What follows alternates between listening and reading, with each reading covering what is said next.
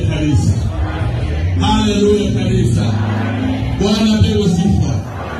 Ni kweli Baraka amekufa, ndivyo watu wa duniani wanaosema. Lakini sisi kama Kristo tuliokombolewa, Baraka amelala.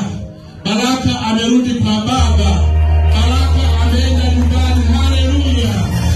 Bwana asifiwe. Ndugu zangu, neno la Mungu linasema kwamba kufa